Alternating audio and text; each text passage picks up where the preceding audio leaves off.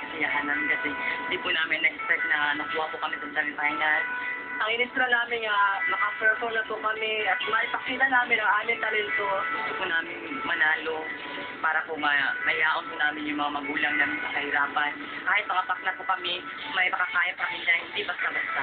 Gagawin po namin lahat upang mapasaya po namin ang mga tao sa Ligos at higit sa lahat sa buong daigdig.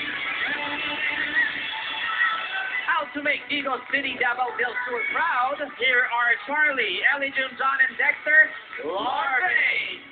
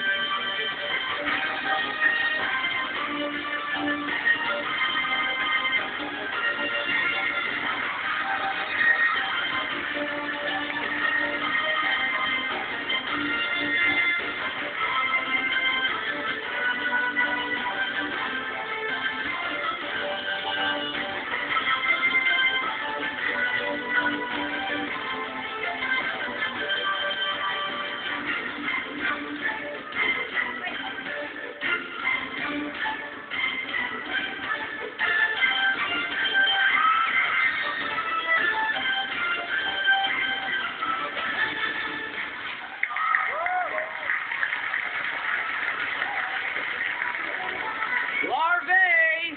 Thank you very much, Larvae. Teka lang, medyo may lapit ito. Okay. Eto, teka ba muna? Sige, ba muna kayo? Palakpakan mo natin ang Larvae. Thank you very much.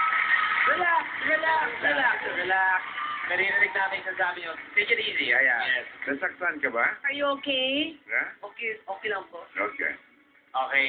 Dahil sa talent nyo at ng kapwa PGT contestant, si Bildex, nakilala ang Ligo City. Ano ang pakiramdam mo? Una po, napakasaya po namin kasi hindi po dahil sa amin at kay Piltex, hindi po nakikilala yung lugar namin. At I'm sure proud na proud ang mga taga-Ligos ngayon. Opo. Thank you. Now, let's hear from the judges. Nahirapan ba because the circles masyadong maliit? Maliit ba ng konti? Or talagang na ano lang? Na-off-balance lang? It just goes to show kung gaano ka death-defying at napaka-precise ng hinihingi ng number ninyo. Don't be heartbroken kasi nakita naman namin kung gaano nyo binuhuntan ng puso ninyo at ng kakayahan ninyo ang binigay nyo sa amin. And nakikita ko kasi siya talaga parang ready na mag-breakdown. It really happened.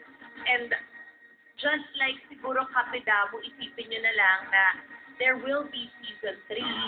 And malay nyo talaga ang Ligos in the way na bumoto sila para kay Bildex, baka hindi pa tapos ang laban para sa inyo ngayong gabi. Kaya nga po, ma'am. That's right. Ito. Habang buhay, tayo merong pag-asa. So, huwag kayo umiyak kasi hindi pa naman tapos ang laban. Maganda naman ang performance nyo. Yun nga lang, minsan sa buhay ng tao, nadadapa at nahuhulog tayo. Pero pagkahulog natin, babangon tayo muli. Opo, correct. Sir, FNC. Alam mo, kahanga-hanga talagang ginagawa niyo kanina. And from somebody, I mean, somebody who's from Bicol, yung acrobatics nyo is really amazing. It's just unfortunate that you lost the balance and you fell, and we were wondering if you're really okay. Thank you, Expect natin sa medics Yeah. immediately.